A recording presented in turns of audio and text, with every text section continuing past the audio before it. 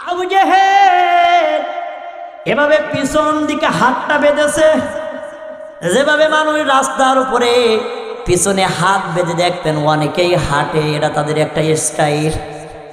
আবু জেহেল এভাবে পিছনে হাত বেঁধে হাঁটতেছে আর বলতেছে, হই হই রই রই মোহাম্মদ গেল কই, হই হই রই রই মোহাম্মদ গেল কই, আসে না কেন? এই একজন কর্মী ডাক দিয়েছে, নেতা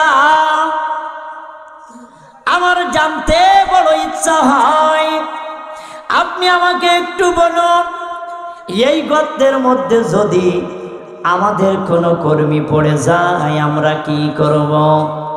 মজার কথা, মনোযোগ দিবেন আমার দিকে। আবু জেহেল ডাক দিয়ে বলছে, রে কর্মীরা, আমাদের কোনো সাধারণ কর্মী তো দূরের কথা, আমি আবু জেহেলও যদি গর্তের মধ্যে পড়ে যাই তোরা তোদের কার্যক্রম শুরু করে দিবি। বিশ্বাস করুন, আমি নিজেও কোনো দলের বক্তা নয় এবং কোনো দলের কর্মীও নয়, সুতরাং যতক্ষণ কথা হবে আল্লাহর কোরআন থেকে, আমি জানি এখানে সব দলের নেতা আর কর্মী আছে না নাই?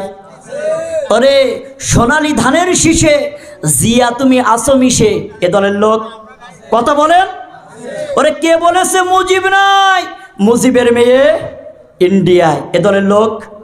ওরে ৬৮,০০০ গ্রাম বাঁচবে বাংলাদেশ বলেছিলেন পল্লী বন্ধু আলহাজ মরহুম মোহাম্মদ এরশাদ, এ দলের লোক।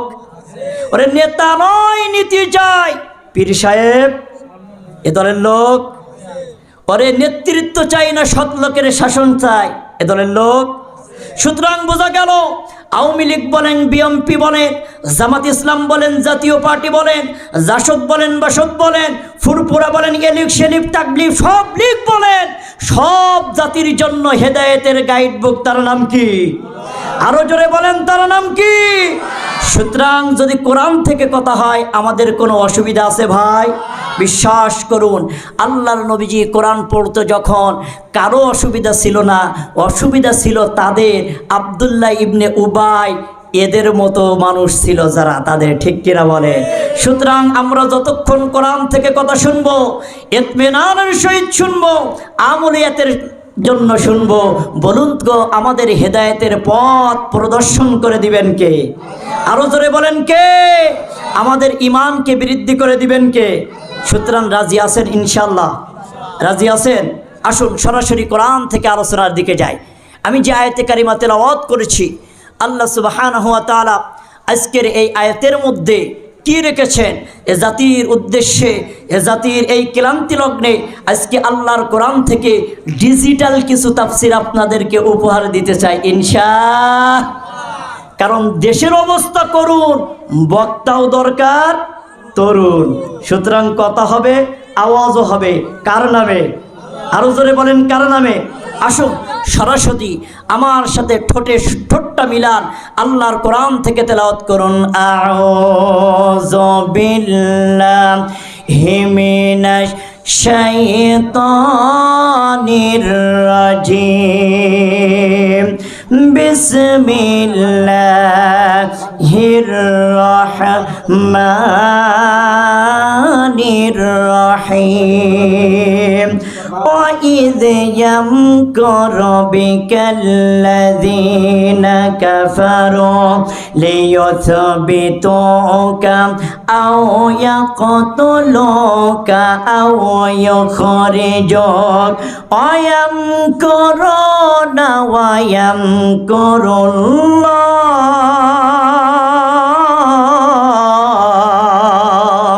وَاللَّهُ খায়রুল মাকিরিন।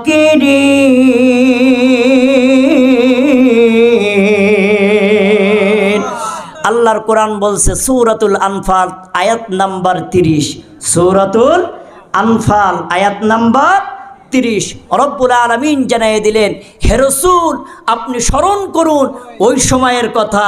কোন সময়ের কথা? যখন কাফের বাহিনী ওরা আপনার ব্যাপারে 3টি কর্মসূচি জারি করতে চেয়েছিল। কয়টি? আওয়াজ দিতে হবে, কয়টি? একটু আঙ্গুল দেখান তো, কয়টি? একটু আঙ্গুল দেখান, কয়টি? 3টি কর্মসূচি। বিশ্বাস করুন এই 3টি কথা বলতে যেয়ে আমার আরও একটা হাদিস মনে পড়ে গিয়েছে। হাদিস কেন হলো? আল্লাহ রসুল বলছে তিনটি এমন জিনিস রয়েছে যে তিনটি জিনিসের দিকে আল্লাহর কোনো গোলাম যদি তাকায়, আল্লাহ তাআলা ওই গোলামের উপরে অনবরত রহমত, বরকত আর সওয়াব দিয়ে ভরপুর করে দেন। সুবহানাল্লাহ বলে। শুধু কি করবে? তাকাবে। শুধু কি করবে? তাকাবে। এক নাম্বার বাইতুল্লাহ, এক নাম্বার আল্লাহর গোলামেরা যখন কাবা ঘরের দিকে তাকায়, আল্লাহর রহমত, বরকত তাদের উপরে বর্ষণ হয়। শুধু কি তাই, আল্লাহ রাব্বুল আলামিন সওয়াব দিয়ে ভরপুর করে দিয়ে থাকেন। সুবহানাল্লাহ বলেন। দ্বিতীয় নাম্বার হলো এই কোরআনুল কারীম। কি? এই কোরআন। এই কোরআনের দিকে আপনি যখন তাকাবেন, আল্লাহ সুবহানাহু ওয়া তাআলা এই কোরআন ফিরে তাকানোর কারণে আপনার আমল নামায় অনবরত সওয়াব দিতে থাকবেন। সুবহানাল্লাহ বলেন। তৃতীয় নাম্বার হলো পিতা আর মাতা। পিতার সন্তান যখন নেক নজরে পিতার মাতার দিকে তাকাবে, আল্লাহ রসুল বলেছে আল্লাহ তাআলা অনবরত ওই সন্তানের উপরে রহমত, বরকত, সাকিনা নাজিল করে দিয়ে থাকেন। জোরে বলেন না সুবহানাল্লাহ। অথচ আজকাল দেখা গিয়েছে আমাদের সমাজের বাচ্চারা, আপনার আমার বাচ্চাগুলা, ওদেরকে যখন আপনি বোঝাতে যাবেন ওরা বলবে তুমি আমার চাইতে বেশি বোঝো। আছে না? এ কথা বলেন, আপনাদের এখানে আছে? বাপ চিন্তা করে আসলে তো তাই। আমাদের সময় ইন্টারনেট ছিল না, ফেসবুক ছিল না, ইউটিউব ছিল না, এত টাচ ফোনও ছিল না। আমরা আসলেই তো এগুলো বুঝে রে, এই মনে হয় বেশি বোঝে। ও ঠিলতে ঠিলতে সারা রাত ঠিলতে ঠিলতে ওর কোমর যায় চিকন হয়ে, চক্ষু যায় দৃষ্টিহীন হয়ে। কথা বলে। যুবকেরা কোরআনের দিকে ফিরে আসতে হবে, ধারণ করতে হবে শুধুই কোরআন। কথা বলেন ঠিক না বেঠি? আমার প্রাণের মুসলমানে কেরাম, সূরাতুল আনফাল 30তম আয়াতে কারিমার মধ্যে আল্লাহ রব্বুল আলামিন কর্মসূচি দিয়েছেন কয়টা? রাসূলকে ডাক দিয়ে বললেন, নবীজি কাফের বাহিনী আপনার ব্যাপারে 3টা কর্মসূচি তারা জারি করতে চায়। নবীজি তারা আপনার ব্যাপারে 3টা কর্মসূচি জারি করতে চায়। নাম্বার 1, ওরা আপনাকে বন্দি করতে চায়। কথা বলেন, কি করতে চায়? বন্দি করতে চায়। দ্বিতীয় নাম্বার, নবীজি তারা আপনাকে তারা আপনাকে কতল করতে চায়, হত্যা করতে চায়। আর তৃতীয় নাম্বার, আপনাকে দেশ ছাড়া করতে চায়। কয়টা কর্মসূচি? দারুণ না? দোয়ার মধ্যে বৈঠক বসেছে রসুলের ব্যাপারে কি করা যায়। এই মোহাম্মদকে এত বলি, বাপ দাদা ধর্মের মুখে চুনকালি মাখাস রে, ও আমাদের কারো কথা শোনে না। সুতরাং ওর ব্যাপারে একটা পদক্ষেপ গ্রহণ করতে হবে। দারুণ না? দোয়ার মধ্যে বৈঠক বসেছে। আবু জাহেল বৈঠক বসানো, আবু সুফিয়ান, উতবা, শাইবা, ওয়ালিদ ইবনে মুগীরার মতো কঠোর কাফের গুলি দারুণ না দোয়ার বৈঠকের মধ্যে বসে গিয়েছে। আজকে আমরা মুহাম্মাদের একটা ফয়সালা না করা পর্যন্ত আমরা বাড়ির দিকে যাব না। সবাই মিলে সারা পরামর্শ শুরু করে দিয়েছেন, গোপন মিটিং চলতেছে। শয়তান এসে আবু জেহেলের কর্ণকহরের মধ্যে একটা পরামর্শ দিয়ে দিয়েছে। আমার মুসলমান ভাইরা একটু উচ্চ আওয়াজ দিয়ে বলুন, শয়তানের পরামর্শ ভালো নাকি খারাপ? সব সময়ের জন্য খারাপ। ও মানুষের ভালো দেখতে পারে না। আবু জেহেলের কানে কানে শয়তান পরামর্শ দিয়েছে, রে আবু জেহেল, তুমি যদি একা একা মুহাম্মাদের ফয়সালা করতে যাও, তুমি কিন্তু পারবা না। সবাই মিলে কিন্তু তোমারে চেপে ধরবে রে আবু জেহেল। কি করা যায়, কি করা যায়? আবু জেহেলকে পরামর্শ দিচ্ছে শয়তান, 12 দল থেকে 12 জন যুবক নাও। কি নাও? 12 দল থেকে 12 জন যুবক যখন নিবা, এই 12 দল থেকে 12 জন যুবক মিলে যদি রসুল রে মারে, কেউ কাউরে কিছু বলতে পারবে না। আবু জেহেলের যেই পরামর্শ সেই কাজ। 12 দল থেকে 12 জন যুবক নেওয়া হলো। চিন্তা করেছে মুহাম্মাদের ফয়সালা আগামীকাল রাত্রবেলা আমরা করে ফেলব। আজকের মিটিং শেষ হয়ে গিয়েছে। আবু জেহেল আমার গভীর রাত্রিতে রাসূলের হুজরার মধ্যে আওয়াজ দিয়া শুরু করে দিয়েছে। রাসূলের হুজরার সামনে গিয়ে আবু জেহেল ঠক ঠক করে আওয়াজ দেয়, নবীজি। ঘুমের থেকে জাগ্রত হলেন রাসূল আমার, উঠে বললেন, কে এত গভীর রাত্রিবেলা আমার হুজরার সামনে কে ঠক ঠক করে? আবু জেহেল ডাক দিয়ে বলছে, ভাতিজা আমি আর কেউ নই গো, আমি তোমার চাচা। হুজরার দরজা খানা একটু যাবে কি খোলা? নবীজি বলছে, চাচা এত গভীর রাত্রিবেলা আপনি আমার বাড়িতে? আবু জেহেল বলছে, ভাতিজা তোমার বাবা বেঁচে নাই, তোমার মা বেঁচে নাই, তুমি বড় ইয়েতিম, ঠিক মতো তুমি খেতে পারো না রে ভাতিজা। মনে বড় ব্যথা রে, মনে বড় ব্যথা। ভাতিজা আমি তোমার বাড়িতে আসছি আগামীকাল রাত্রিবেলায়, আমার বাড়িতে তোমাকে দাওয়াত করার জন্য আসছি রে ভাতিজা। আমার ভাইরা, নবীজি বলছে, চাচা দাওয়াত খাওয়ার কোনো দরকার নাই, আমি এমনিই ভালো আছি। আবু জেহেল ডাক দিয়ে বলছে, ভাতিজা শুধু কি তুমি দাওয়াত খাইবা তা না, আগামীকাল রাতের বেলা আমার বাড়িতে বড় বড় নেতা কর্মীদেরও দাওয়াত, ওই জায়গায় তুমি কালেমার দাওয়াত দিবা। তবে ভাতিজা শুনে রেখে দাও, জেনে রেখে দাও, কেউ যদি দাওয়াত কবুল না করে, আমি তোমার চাচা আবু জেহেল কালেমা পড়ব। শয়তানি লোকের শয়তানি বুদ্ধি, শয়তানি লোকের। রাসূল বলছে, চাচা আমি দাওয়াত কবুল করলাম, আপনি চলে যান। আগামী রাত্রে আপনার বাড়িতে আপনি অবশ্যই আমাকে পেয়ে যাবেন।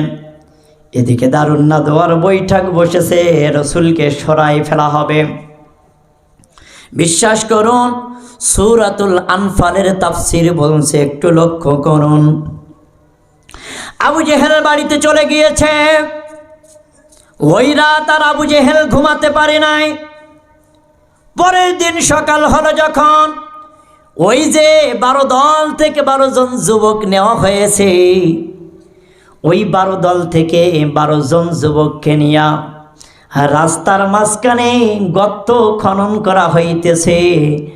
গর্ত কেন খোঁড়া হইতেছে তার কারণ হলো, রসুল যখন এই রাস্তা দিয়ে আসবে গর্তের মধ্যে পড়বে, আর আমরা সবাই মিলে রসুলকে পাথর চাপা দেব। জোরে বলেন নাউজুবিল্লাহ, আরো জোরে বলতে হবে নাউজুবিল্লাহ। গর্ত খননের কাজ শুরু। বলুন, আমার আল্লাহর কৌশল আছে না নাই? আরে অবশ্যই আছে। আবু জেহেল 12 দল থেকে ওই 12 জন যুবককে নিয়ে গর্ত খননের কাজ শুরু হয়ে গিয়েছে। গোটা দিন ধরে তারা বিশাল গর্ত খনন করেছে। সন্ধ্যা যখন হয়ে গিয়েছে, আবু জেহেলের কর্মীরা ওই 12 দল থেকে 12 জন যুবক ডাক দিয়ে বলছে, নেতা মোহাম্মদ আসে না কে? বলছে, একটু ধৈর্য ধর, একটু পরে আসবে, একটু ধৈর্য ধর, কিছুক্ষণ পরে আসবে। আমার রাসূল এদিকে গুছাই, নবীজি জামা পরে, আতর লাগাই, সুরমা লাগাই। অমনি জিবরাইল এসে হাজির।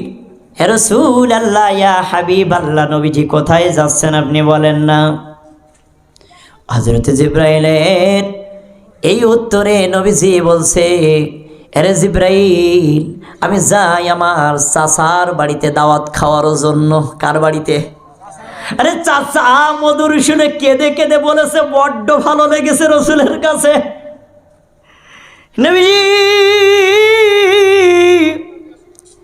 ডাক দিয়ে বলছে, রে জিবরাইল, আমি যাই আমার চাচার বাড়িতে দাওয়াত খাওয়ার জন্য। জিবরাইল ডাক দিয়ে বললেন, নবীজি দাওয়াত খাইতে যাবেন, কোনো সমস্যা নাই, কোনো সমস্যা নাই, যান। কিন্তু প্রতিদিন নবীজি আপনি মেন রোড দিয়ে চলাফেরা করেন, আজকে আর মেন রোড দিয়ে গেলে হবে না, আজকে একটু বাইপাস ঘুরিয়ে যান। সুবহানাল্লাহ বলেন। হে নবীজি আমার গোছগাছ সম্পূর্ণ করলেন, আস্তে আস্তে করে হাঁটি হাঁটি পা পা করে নবীজি ওই দিন আর মেন রাস্তা দিয়ে যায় না, অন্য রাস্তা দিয়ে নবীজি আমার যাচ্ছেন।